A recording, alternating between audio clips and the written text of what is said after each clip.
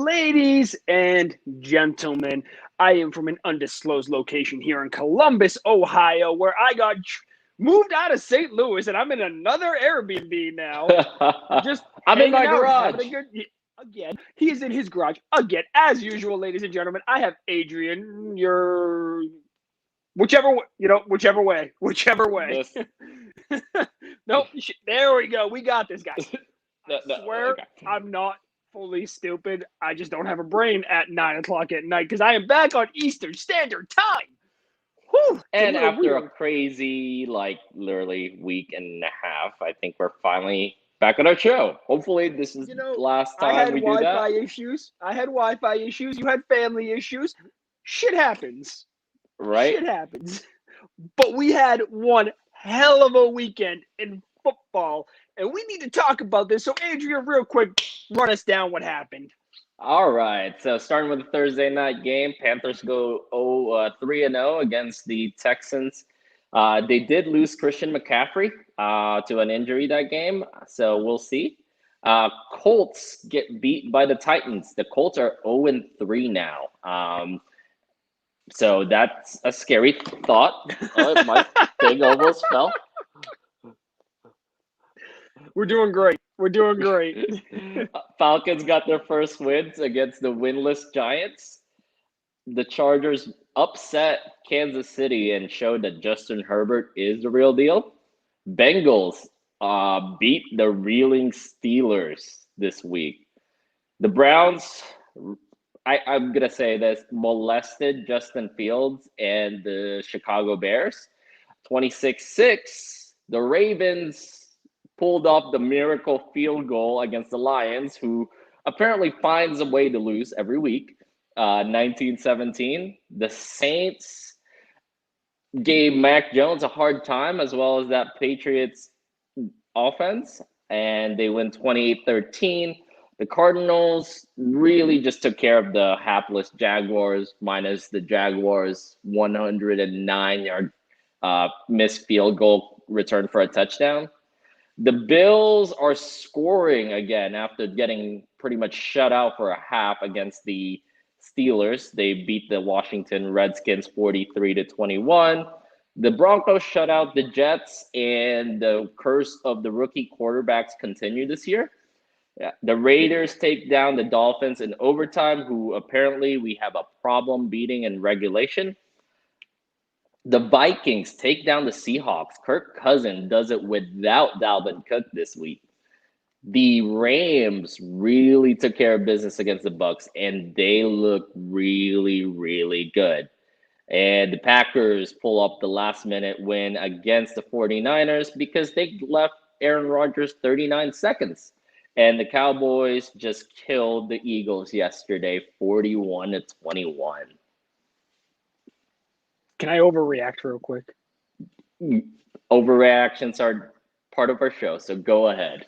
We're going to start with the Patriots. Mac Jones is exactly what I said he was. He is not good. He is a mediocre quarterback at best. And it was only a matter of time before he fell back to earth. And that Saints defense squashed him. He couldn't even move it downfield. Look, week one, Aaron Rodgers had issues moving it down the field against that Saints defense. One of the reasons they lost last week is they had 8 coaches out because of COVID protocol. They had players having to manage substitutions. And so that was just a big issue for the Saints the previous week. But they look pretty good, back to normal again, which is great. And they're limiting how much Jameis Winston's throwing. I don't think he's thrown 20 passes in a game yet. Oh, sorry. I am not done with my overreactions yet, though. Let's move on. Let's move on to another team real quick. Cincinnati, 2-1, and the Joe Burrow to Jamar Chase connection is beautiful. Thank you. Jamar Chase is helping my fantasy team greatly. I wasn't sure how that connection would hold up, but it's doing just fine. Now that the season's underway, and now they're going to beat the shit out of Jacksonville 2 nights from now on Thursday Night Football in prime time. They're about to go 3-1. Could Cincinnati be on the way to the AFC Championship game? Okay, let's see him against the Browns first with that O-lines against Myles Garrett. I told you I was overreacting. Yeah, absolutely. That is a big overreaction right there. But Kirk Cousins is the best quarterback in fucking football right now. Okay, no, let's slow down on that one. He did beat a Seahawks team that's defense is really, really susceptible. And look, I think the Minnesota Vikings defense is very underrated as is. I absolutely agree. The Minnesota Vikings defense doesn't get enough credit for who's there. Eric Kendricks has been the most underrated linebacker in football for the better part of the last 3 years.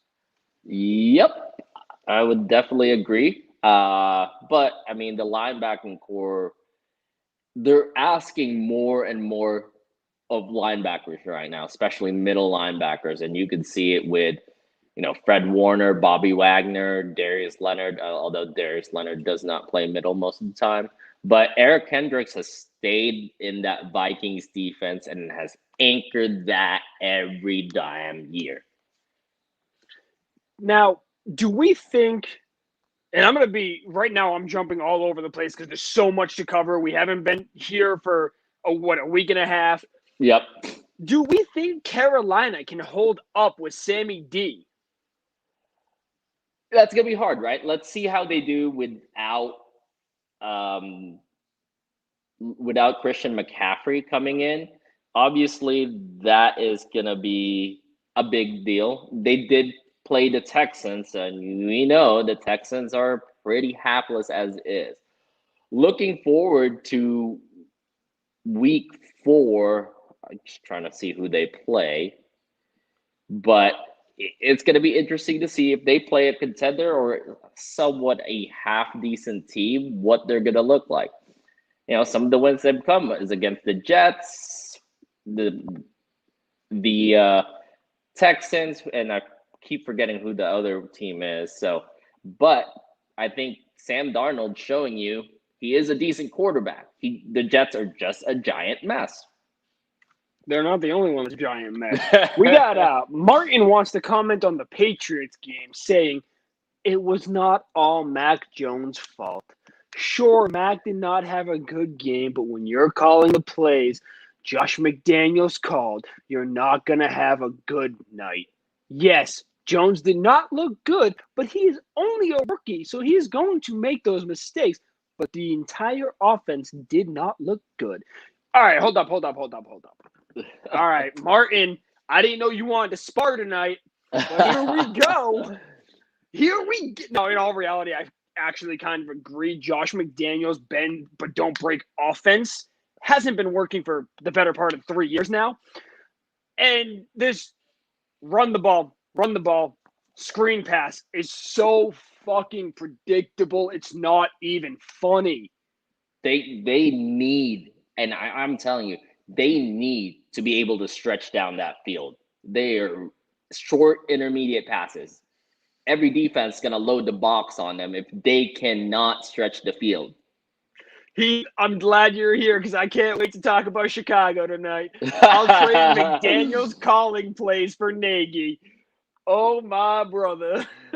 Granted, let's be honest. The last time Josh McDaniels was a head coach, he wanted to draft Tim Tebow and Paxton Lynch. So his track record over there is not great as a head coach. I think he needs to stay as an offensive coordinator.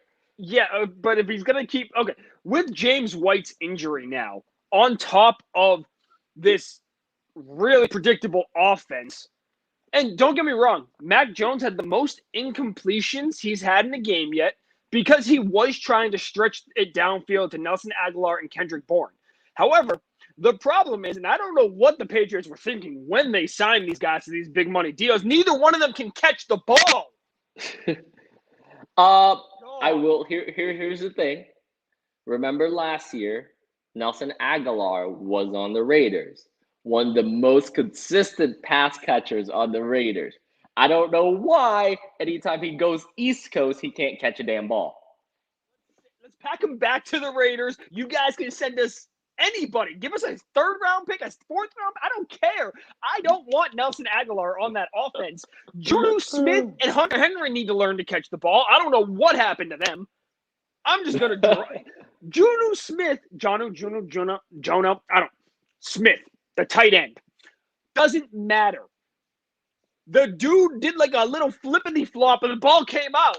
And it was an interception.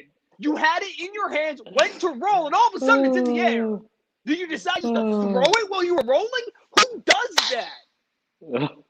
Oh, and to piggyback on the last thing about the Carolina Panthers, just interject real quick. Absolutely. Yeah, they play the Cowboys this week, so this should be a good test for them. Now, if they win, I think they're for real. I think Dak Prescott's all the way back. Yep. He played a great game yesterday. I wish he could have gotten me more fantasy points. I lost by 3. So, Dak, do your shit and throw more touchdowns. Don't fumble the damn ball. Now, Adrian, you weren't here with me before Dak's injury. I'm the one that's been on this Dak Prescott train for like 3 years now. I'm calling him a top 5 quarterback before the injury. Obviously, the injury changes things. We need to let it progress. But I was calling him a top 5 quarterback. I was calling him elite. I was calling him one of the top in the game. Right. Because he was, statistically speaking. Absolutely. I mean, yeah, absolutely. Does the numbers line up with being elite? Yeah, you could definitely argue that. But he also, when he did inherit that Cowboys team, he had weapons. He had an offensive line. Zeke didn't look old. And now, as this new Cowboys team that you're looking at, they have 3 top-tier wide receivers. They have, I think Pollard is actually a better running back than Zeke right now. And the biggest thing is going to be the defense. How does that defense hold up? Because they cannot win shootouts all the damn time. So that's the big question mark. But if that defense gets great, the NFC is theirs to lose. Real quick, because Martin brought it up, what the hell is Urban Meyer doing?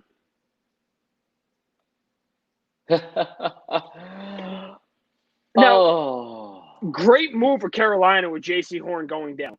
Yep. C.J. Henderson is a stud. But there's something wrong in Jacksonville already that reminds me specifically of Tom Coughlin era. No, I think it's more. Remember when the Jets hired Adam Gase? That's what it reminds me of right now. I remember because I threw a party because I knew the Patriots were going to dog walk them every time we versed them. Oh, but yeah, that's what it's reminding me of. It's just dysfunction after dysfunction after dysfunction. The thing about C.J. Henderson is we knew he wanted out, and we don't know why. A lot of it, too, I think from a team-building perspective, the culture that Urban Meyer started off with, I think, rubbed some of these players the wrong way. They're grown men. They're not 18-year-old college, fresh out of high school college players that you can control. You can't control these guys. You got to let them do what they need to. You got to have certain boundaries, but you got to let them do what they need to. I can't wait until C.J. Henderson becomes a top 5 cornerback in the league, and now Jacksonville has lost 3 of the best cornerbacks in the league. A.J. Bowie, Jalen Ramsey, and C.J. Henderson. Yep. This team is a mess, and the problem is there's teams worse than them. So nobody talks about the fact that Jacksonville is such a mess because look at Detroit. Look at Chicago. Here's the thing, though, with Detroit. They've at least been able to compete and be competitive, right? Jacksonville, you're like, okay, this is an automatic win for us. That's the only thing I have. Detroit has actually been able to be competitive. And they took Green Bay through 3 quarters where they were competitive. They took the Niners where they started to get close against the Niners. and then they took the Ravens to a last-minute 66-yard field goal to win that game. So at least Detroit's competitive. Jacksonville hasn't been competitive. Justin Tucker is something else. He is something else. We got a couple of comments here. Martin says, I think Heath down in Chicago will take an offensive line before anything. And then Heath says, reminds me of Chip Kelly in Philly. Blew that team up and sank it. I think the thing about Chip Kelly is that nobody left Chip Kelly's system and became a superstar. Nope. Everybody leaves Jacksonville and becomes a superstar. Right? No, and Chip Kelly worked for a year, right? It worked for a year. But as you know, the NFL got more and more film on that offense, it became predictable. And you can do that in college. You know, you just have better athletes than everybody in college if you recruit right. You can't do that in the NFL. And he just never adjusted. Jay, I don't like that you're taking shots right now. And I also don't know which one of my teams you're talking about because I'm all over the place. So are you talking about Jacksonville being 0-3 or are you talking about New England being 1-2? Either way, I'm offended. I'm sitting all right here with my team, so I'm not even. It's not going to last. Derek Carr is going to break his fibula. It ain't going to last. Oh, gosh. All right. Should I get on my soapbox yet? No. Let's hold the Jags. Okay, Jay. If you want to spar tonight, man, let's go. Look, let's hold off on your soapbox because I want to dissect and destroy Heath and the Chicago Bears real quick. Oh, that's another. We could talk about that the whole show if we could. We're not going to, but I'm going to bring up NFL.com real quick. I'm going to go to this game. I want to see exactly how many yards the entire Chicago Bears had. As soon as my laptop loads, the usual. The upside is we have Wi-Fi this week. It's great. I love it. It's working. I know. So last week, we got to Columbus for the first time. And we didn't know we were coming here the week before. Like, I found out the day before I was supposed to go back to St. Louis that I was coming to Columbus. Is that 47 total yards, Heath, or 47 yards for Justin Fields himself? Because I thought I was only Justin Fields. No, they had 47 total yards. It was that was total. Because of how many times Justin Fields got sacked, it kept going back and back and back. I mean, let me comment on how bad the game plan is for the Bears. The first quarter, Justin Fields threw exactly one pass. They never got him in rhythm. They never got him comfortable. And it was just a shit show from the beginning. They didn't have any chipping help on the offensive line the first couple of quarters. And I'm going, what the hell are you doing, Matt Nagy? You have a rookie quarterback. You need to get him some help because you got a defensive line that's going to pin their ears back and go after him with how awful your offensive line is. So I just looked at 47 yards in total. Justin Fields went, what was it, 9? 6 for 20. 6 for 20 for 68 yards. And 3 rushes for 12 yards. Wasn't Justin Fields supposed to be the best coming out of this draft class? Not when you go to the Bears and have Matt Nagy as your offensive coordinator. No, I'm not saying that I didn't want. I'm not saying that I didn't want Justin Fields in New England over Mac Jones because absolutely 100% I did. Absolutely. But that was a disgrace to football. Look, it's not him. It's the whole rookie quarterback class has struggled immensely. Hold on. I'm cutting you off. I just noticed something. And my guy, we have a special guest, and this could get dicey. I think somebody's trying to spar with me tonight. Heard you were talking shit, bro. Oh, I was talking shit. You're damn right I was talking shit. I just got show back off from those training. muscles. I just got back from training, bro. You're trying to. Okay, bro. And the first thing you're going to go ahead and say is you want to spar with me this week. 100%. We lost Adrian. I think we lost. Why do you guys do that? That's my guy. He's my new favorite. Oh. All right, Jay, you want to come in here? You want to start talking shit? Let's go. What do you got? Let's hear it. Well, when it comes down to it, I was actually on vacation this past week. So when it comes down to it, I didn't watch any football. I damn knew that was coming. You knew I was on vacation. I know, but I didn't challenge the Yep. J Dare. Yeah. That's what's going to happen. I'm going to pop in. I'm going to be like, hey, I'm going to call you out on that. And then I'm going to run away because I don't know what I'm talking about when it comes to football. All I know is that this man over here, his team is 3-0, and the one that you were rooting for is 0-3. I feel like that's disrespect, Jay. That's Okay. hard disrespect. It is. But I'm gonna go back to the Bears game real quick because so Cleveland, the first drive they had, they started on the 25. They got to the Chicago 47 and decided, hey, we don't respect this team enough. We're gonna try to go for it in fourth down. That's how bad and how disgraceful they thought of Chicago.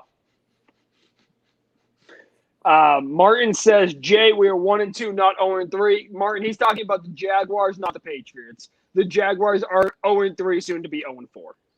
Who Jake very much said the second that the Patriots took Mac Jones, he was now a Jags fan. I did, absolutely.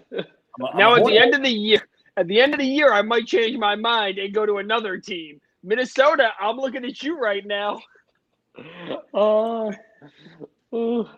Minnesota. Let's see. I'm curious to see if they could beat. I know Seattle can be hot and cold because of how bad that defense can be. But if Minnesota could beat, let's see what week 4 matchup is for them. I think it's the Lions. That might not be a good matchup. Nope. This is a good matchup for them. This is a good test for them this week. They play the Browns. Without Dalvin Cook, I want to see how good Kirk Cousins can play. Can he elevate his game to the way he did this week against a really good game? Team. Their passing game should be enough with Justin Jefferson and Adam Thielen. And I don't remember off the top of my head who their backup running back is. It might be Boone still. No, it's Matheson. It's Matheson. Okay. Then Boone might be third string, or he got cut in the offseason. I don't know. Matheson did a really good job. He had 113 yards. He's not terrible. He's not superstar. He's not Dalvin Cook, and you're not going to. But he's serviceable. Exactly. So, sorry, I have the Sunday night game playing in the background here. I'm looking at me and Jay like we look like Christmas with our hair. Yes, we do. Yes, we do. Mine's just black. Yeah. Mine's coming in that way. Prime time Captain Kirk. Look, Kirk is hit or miss. I hate to say it. He is hit or miss, and you can't tell if he's going to be – he's not – from what I've seen of him, he's not even streaky. It's not like you can go, hey, he had a great week, and he's going to have probably – that's what I recall. I don't know. You cut out. Yeah, you did cut out. Hey, just don't put Kirk in prime time. No, exactly. I would never start like Kirk Cousins is on my bench in one of my fantasy leagues, and he scored 31 points this week. You're still not starting him. No, I'm not starting him. The only time I'm starting Kirk Cousins is when my starting quarterback is, on his bye week. Or if they play the Jaguars. Hey, the Jets, more importantly, it's the Jets. By the way, any one of those 0-3 teams, minus Detroit, I think Detroit would actually give them a hard time. Well, we're going to see that twice this season. But real quick, speaking of the Jets and the Giants, last year I started a trend, and it went on for about, I think, 5 weeks. It's going on through 3 weeks again. New York can go 0-34. You did start that trend. I remember that one. Both New York teams can go 34. Yeah, absolutely. Let's see. You put The them Jets together, there's a chance they go 0-34, and I'm here for it. Yes. Here's the funny thing. Remember last year where the Jets couldn't lose properly to get Trevor Lawrence because they had to win like 2 games. They might get to the 0-17 this year and be the worst franchise ever because you just missed out on Trevor Lawrence. That'd be crazy. I already think Urban Meyer needs to go in Jacksonville. He's not right for the NFL, and that's been clear through 3 weeks. I said that when he got hired. You did. I think Robert Salah is a great fit in New York. He just needs time to build that team because they were god awful.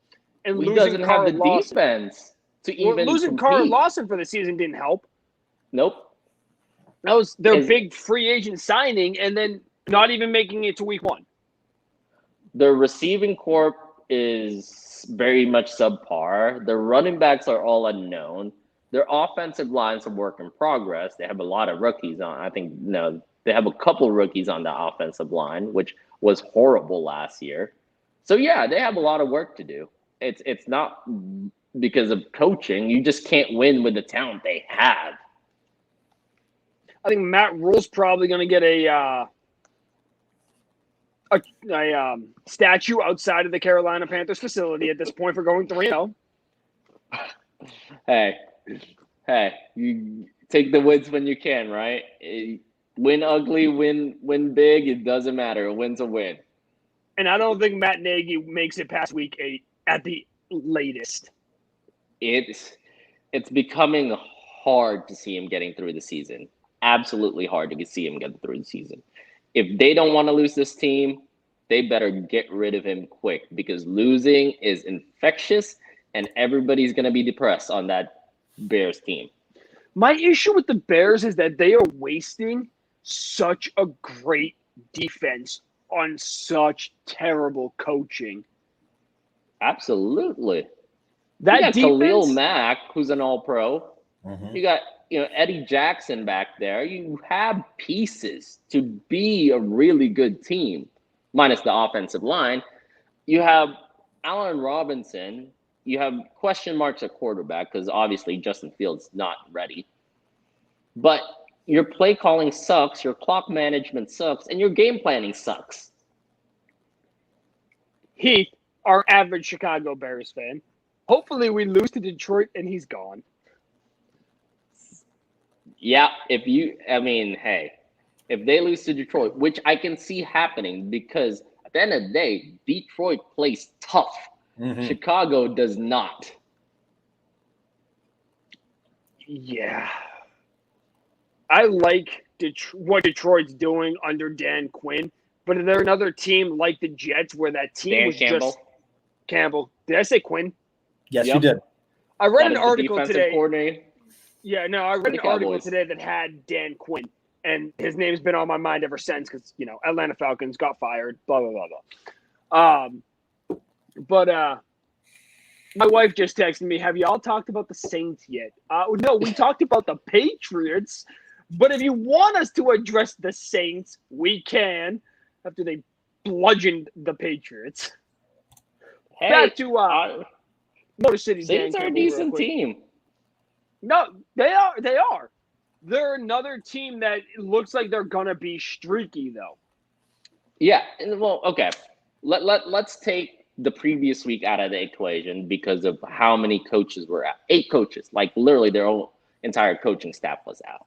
It's hard to manage that, right? But here's, I think, gonna be their problem going forward.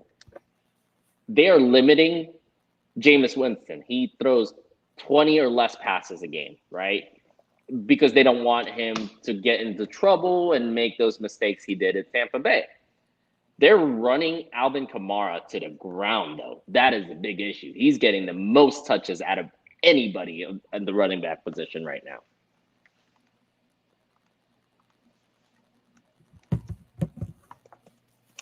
I'm checking to see how far ahead he would be.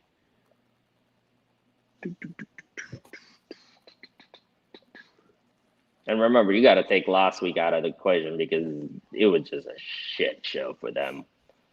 Last week was just a mess in general. Last week he had 24 carries, 3 receptions. And the first week of the season, he had a bunch as well. He's not nearly as bad off as you. He's not rushing well. He's only got 177 yards on the season, but Kamara is tied with Christian McCaffrey for third most touches this offseason or this season so far, with 52. In second is Joe Mixon with 67, and first is obviously Derrick Henry with 80. Well, yeah, he had 30-something touches when they beat the Seahawks. Alone. Touches. That's a lot of touches. Yeah. Good Lord, the guy's built like a defensive end. He can take hits. Out of any running backs, he can take the damn hits. I'd say him and Derrick Henry specifically.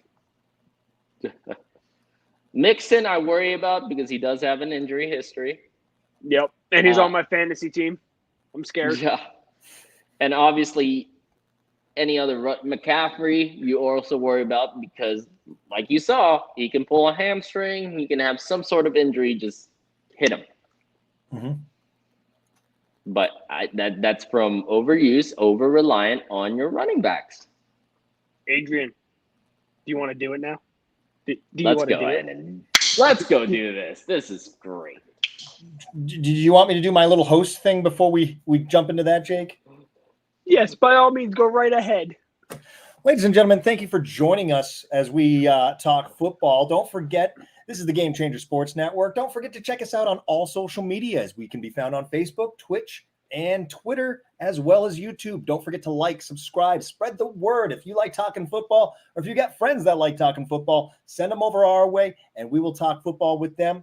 Always hit us with the comments, and we will get back to you as soon as we can. You see it as we go on. We talk about them live, and we love chit-chatting with all of y'all. So please don't forget to come in. And if you want to see our articles, GameChangerSportsNetwork.com. Yeah, so he's a way better host than me. But with that was the TV voice right there. Absolutely. I have to bring it out every once in a while. But with that being said, because I don't know nearly as much as you guys of what happened this past week, I'm going to step out. Thank you guys for having me. We'll see you next time you decide to pop in. Will do. Sounds good. See you. All right, Adrian. I've been waiting to talk about this for like a week now. So, actually, really after the win. So, I get to talk about my Raiders today and the autumn win. And Al Davis is looking down, and literally, this is the Al Davis team he wants, right? Okay, so let's go back. And they've started well in the past couple seasons, right? And it's always come down the last 6 weeks of the year where they lose, they go 2-4 and miss the playoffs by a game or two. I think the biggest difference this year has been the defense has been a lot better. They've been able to generate an actual pass rush. And if the defense can hold up, which the defense lost us, the Dolphins game last year, the Bills game last year, the second Chargers game last year. That's 3 wins last year. You could have been 11-5, God dang it. And I've always said this. I've always been, on Derek Carr's corner because I never thought he was the actual issue with the team. He's done the best he can with what they've given him. I know he got the nickname as a dink and dunk quarterback early on. But hey, when you don't have anybody that can take it over the top and you don't trust your receiving core that much, you can't throw it. So this year, I am very hopeful Derek Carr is coming out with a vengeance this year because apparently he has a vendetta against the whole NFL. He's leading the league in passing yards. Just please don't get freaking hurt, break a hip bone, break an arm. Please don't. Just don't. Offensive line, you got to do your fucking job or else we're screwed.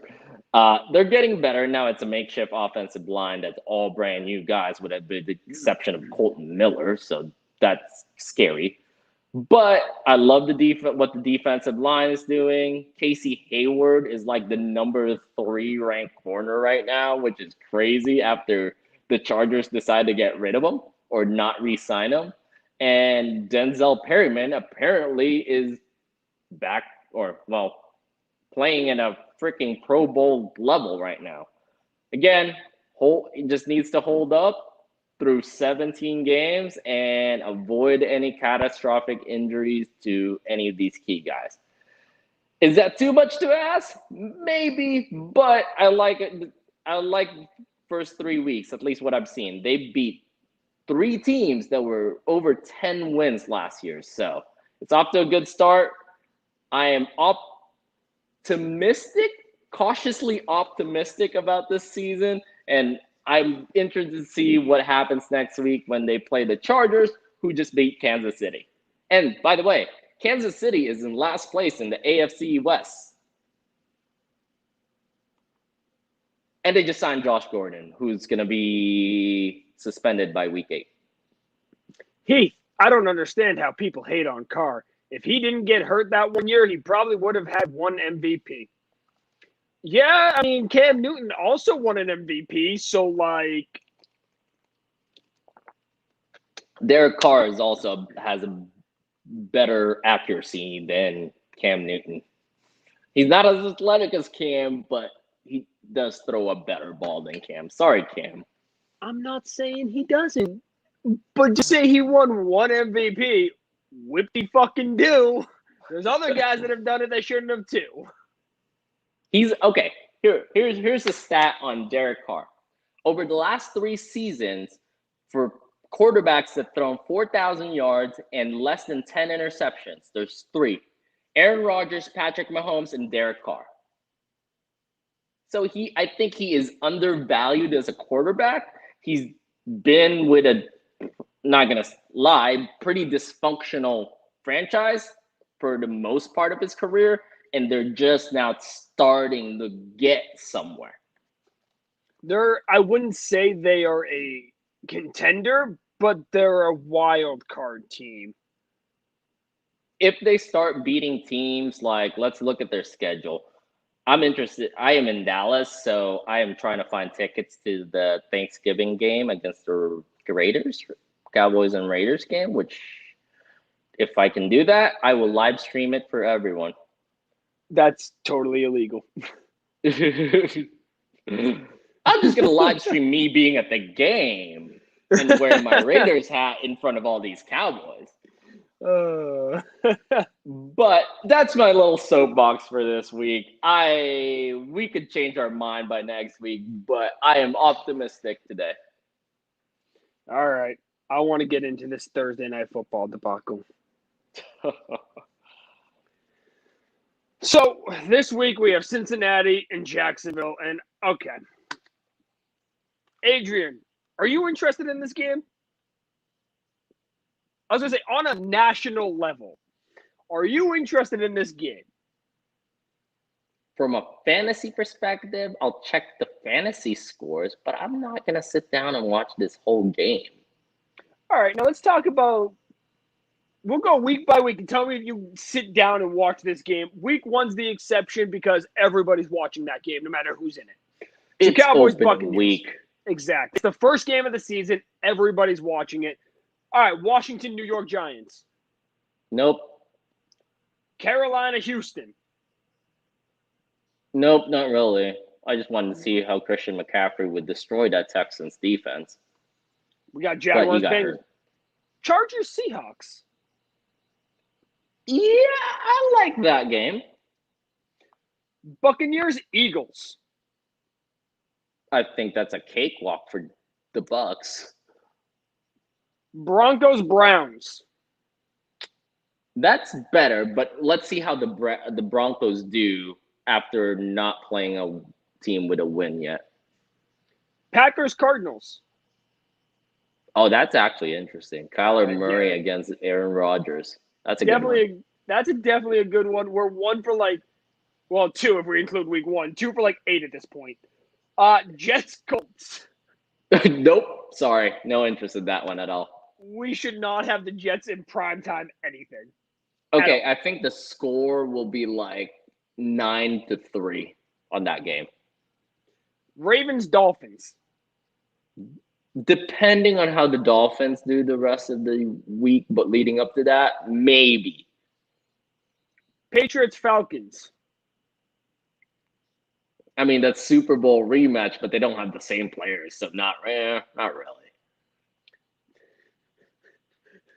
28-3 winning score for that game.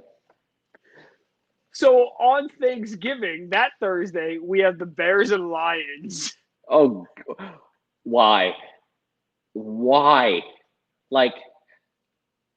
I get the Lions have to be there. No. I rather go in my yard, pick up one of my dog's shit, and eat it than watch that game. Oh, man. Raiders Cowboys, you already said you're trying to get a ticket to that game. Actually, an interesting game. Bills Saints. That will definitely be interesting, depending on how the Saints hold up and how Jameis Winston plays leading up to that. And then the very next week is the Cowboys Saints. That's always a decent matchup. For some reason, Sean Payton has the Cowboys number. Steelers this year, Vikings. I'm leaning Cowboys. Steelers Vikings. We already saw the Steelers are just a free-falling team right now. So maybe, not really, but maybe. The problem with that is it's primetime, Kirk. Yeah, that's a good point. But if the Steelers have their full defense back, meaning TJ Watt being back fully, that could be a long night for Kirk Boy. See, this is also the third to last week of the season. Or third, I believe there's no Thursday night game on week 17, 18. No, there's not. So this would be the fourth to last week, and both teams could be eliminated by then. Yeah, absolutely. Which means it's a throwaway game. That's my biggest problem. They should be able to flex Thursday night football for a fucking interesting game. Okay, here's the thing with Thursday night. I don't think Thursday night should be every damn week. You need to have marquee matchups on Thursday night to make it more viewership. How many viewers are you going to get besides an actual Bengals and Jacksonville fan on Thursday night? Just because we have football doesn't mean I want to watch it. Doesn't mean I want to watch the worst game of your week. Yep, exactly. Brandon, welcome to the party. Nice to see you. Glad you could join us. NFC Player of the Week should be the Vikings kicker. He was finally able to make some kicks.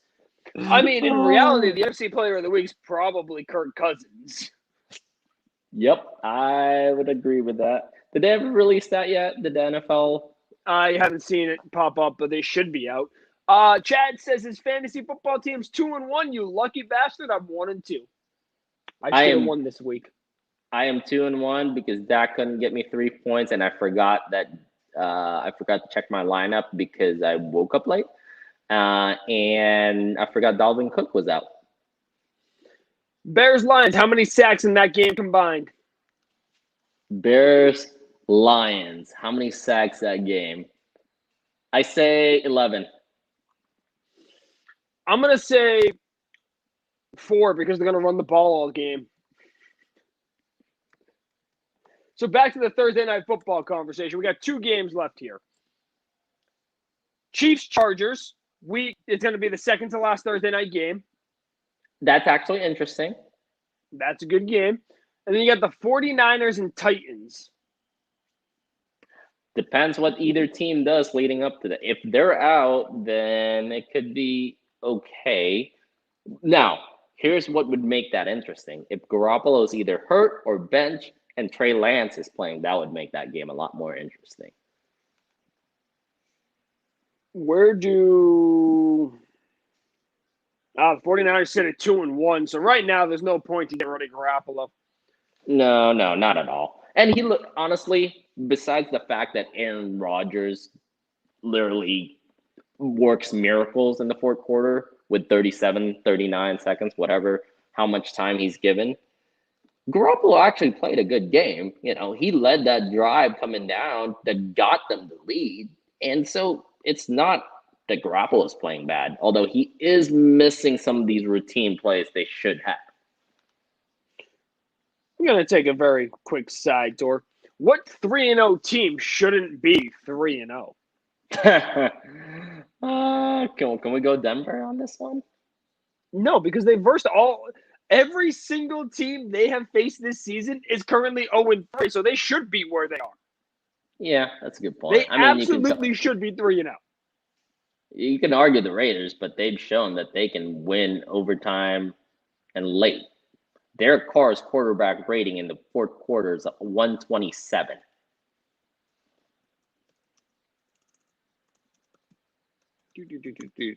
The Panthers had no business whatsoever absolutely murdering the Saints in week 1.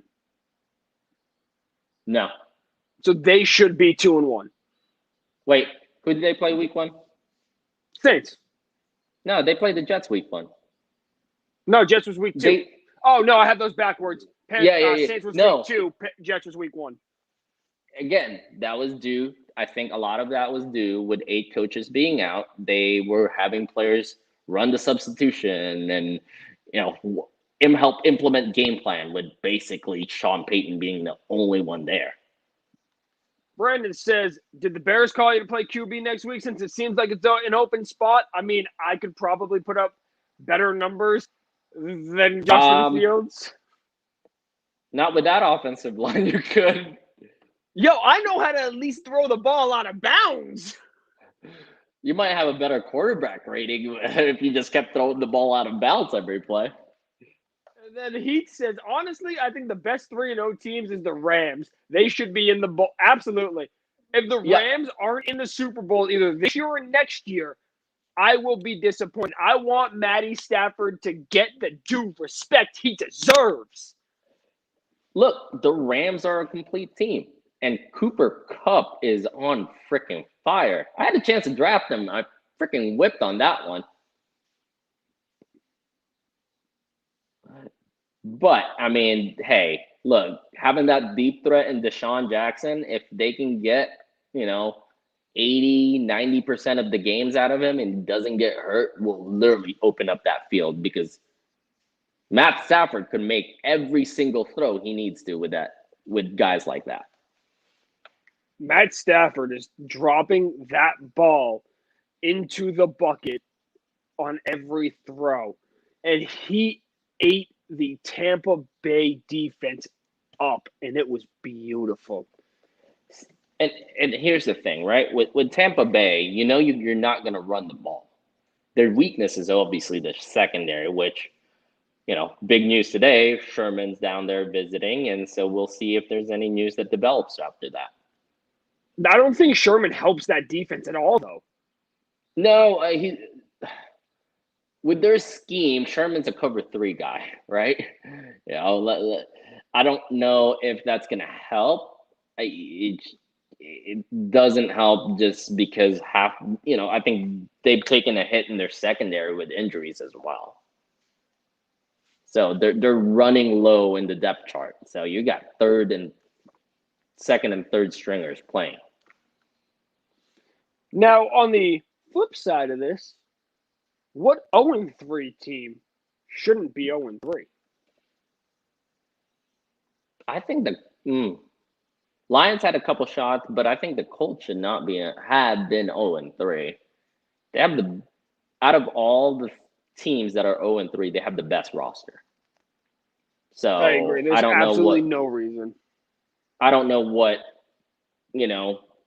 Frank Wright's doing. I don't know if it's just kind of getting used to it. I don't know if it has to do with Carson Wentz being – I think Carson Wentz takes too many gambles as it is. That's why he also gets hurt all the damn time. So they should not be 0-3, though. The Lions, well, they fight a lot. They'll put up a fight. They cannot close a game. So I'm not surprised they're 0-3. And then it's the New York 0-34. I'm on this train. I'm back on it. I was on it last year. Let's do it. I want to see them. I want to see it happen. And then the Jaguars on the Jaguars. Heath says, I love how the Bucks have Sherman money, but the Bears don't have any money for tackles. Yeah. Good luck with that. They overpaid on some of these guys, but hey. Oh, and piggybacking on the Colts, again, they could have beaten the Rams last week. Could have. Came down to a field goal. They had a chance. Could have. And I think they really need to get Jonathan Taylor going. He hasn't cracked 70 yards rushing yet this season. All right, Adrian, do you have anything for the all-out blitz? All right. I got a couple, maybe 3 questions real quick. All right. Out of the rookie quarterbacks, seeing how they played so far, at the end of the season, who will be the statistically best rookie quarterback? So, real quick, let's explain what the all-out blitz is. I wanted you to get your question out, so I had time to think about this one because I knew this one was going to be. Okay, stop stalling here. So the all-out blitz is Adrian throws a question at me. We haven't talked about it. I have no idea what's coming, and I have to answer like that. So that's why the stop stalling comes in. Now, I'm going to say, statistically speaking, it will probably be Mac Jones, but he won't win Rookie of the Year. I think Jamar Chase could have an actual chance of a non-quarterback winning Rookie of the Year this year. Just my take. I don't think any awards that don't normally go to a non-quarterbacks are ever going to go to a non-quarterback again. All right. Who ends up with the first pick of the draft next year? The Jets. The Jaguars, or the Jets. Giants? Jets. You think who's the first one to win a game? Giants. Your 0-34 bet relies on them not winning a team. Granted, they're probably the best roster out of those 3. Yeah, no. Jacksonville, they're going to be a 1-16 team. The Jets are going to be lucky to win a game. We're going to have the exact same situation as last year. And the Giants look the best out of all 3 of them. All right. I think this is my last question. We know this is Aaron Rodgers' last year in Green Bay. Let's be honest. He is not coming back. Where does he play next year? I know who you'd love him to play for. Give me a year with Aaron Rodgers in New England with Mac Jones as his backup. I'd be all in. But that's highly unlikely. You can't do that to Mac Jones if you're going to start him this year. It's just, you can't do it. Well, here's the thing, right? If they do that, Mac Jones, let's be honest, it's Aaron freaking Rodgers. It's Aaron freaking Rodgers. You trade 90% of the quarterbacks, or you'd start him over 90% of the quarterbacks in the league. Have you met Bill Belichick? I know. I mean, you haven't met him, but have you seen how Bill Belichick operates? I know how he operates. It's a very, very small glimmer of hope. Maybe, but let's be honest, it's more fool's hope than anything. But back to the question, who does he play for next year? So when you think about this, you have to think about teams that need quarterbacks. And right now, as it stands in the NFL, there's not many. Because the Giants seem to be perfectly content with Danny Dimes. Although he would look really good in that offense. They have weapons in that offense. If for some reason they're willing to move away from Dimes, then Aaron Rodgers in New York would be a great fit. He has New York written all over him as far as his demeanor. He is, and his personality. Green Bay is just, from a personality fit, is just not Aaron Rodgers. Even though he's taken him to Super Bowl, he's taken him to NFC Championship games. Matt Stafford wins the Super Bowl, retires, and Aaron Rodgers goes home to California. I don't think Matt Stafford's taking up that quickly, though. No, I don't either. But we know that Aaron Rodgers wants to go home, and maybe they move on from Garoppolo, bring in Rodgers, and have Lance sit for another. If they don't bring in Lance at all this year, I can see a situation where Rodgers ends up in San Francisco. But There's if you start Lance at all, you cannot do that. No, I get what you're saying. And he's not going to Chicago because he knows that's a mess. Trying to run down teams. There's not. I mean, Houston. He sure as shit isn't going to Houston. Denver's a possibility. Denver. So that comes down to Teddy Bridgewater. We still haven't seen them play anyone. Yeah, that's a struggle with Denver. Now, looking at the Denver schedule, hold on.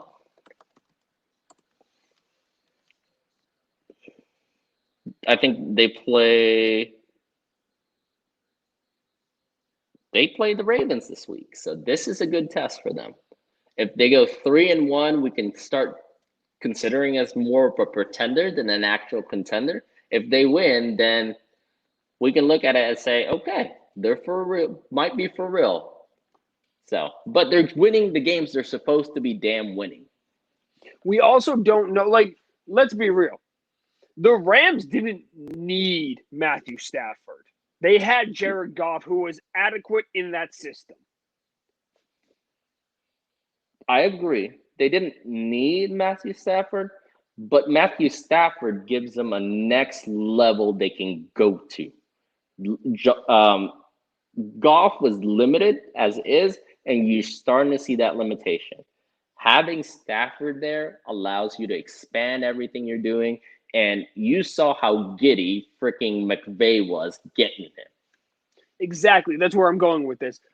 What coach would be willing to make that kind of move to get Aaron Rodgers?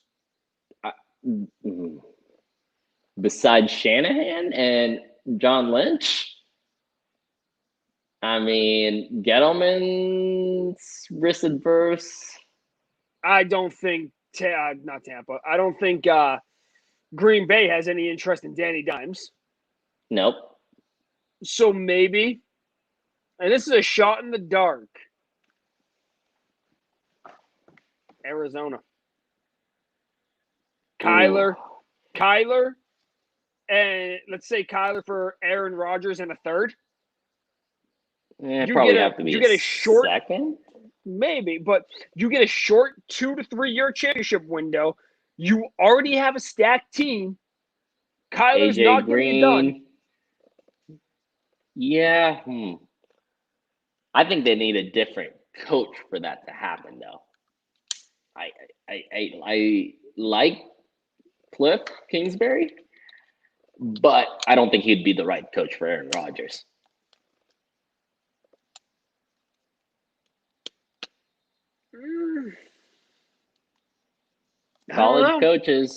Former college coaches don't always do great with a veteran Hall of Fame quarterback. What is your cite your sources? Where have we seen that situation? Let's look. What's the last one that we saw that situation for? College coach coming in. Well, you can see college coach with a rookie quarterback was awful idea. That's not what this conversation is. I know. I'm trying to think of the last time that happened. It hasn't happened. 12 years ago. In recent memory, it hasn't happened. Unless you want to call Nick Foles a Hall of Fame quarterback. Yeah, let's go with better. How about let's go with a veteran, proven veteran quarterback? Proven veteran. Let's see. Well, Matt Rule pushed everybody out of that building, so he's gone. Yeah. Well, look, college coach Teddy Bridgewater didn't have the greatest season. Granted, it's still a building, organization. Last college, there's not. Well, the Lane Kiffin era in Oakland was not the best either. Yeah, but what were the quarterbacks in that era? I don't even Kerry Collins. Yeah. Let's look at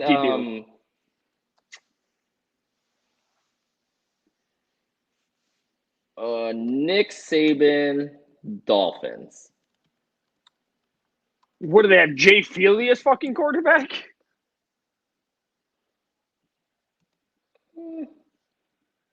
Hold on.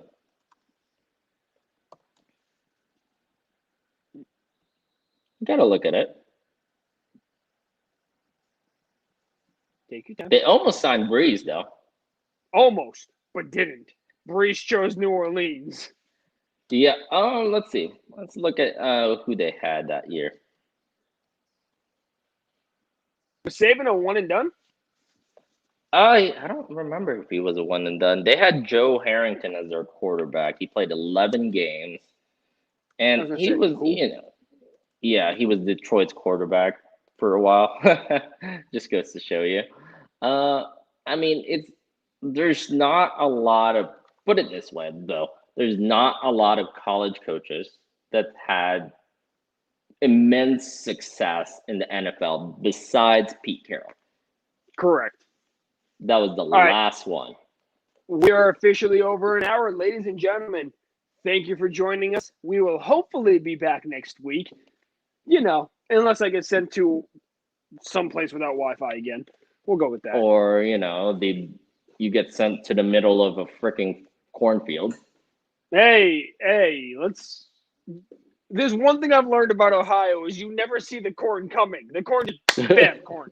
Bam, corn. Wild out here, man. Thank you for joining us. We love you. We will see you next week.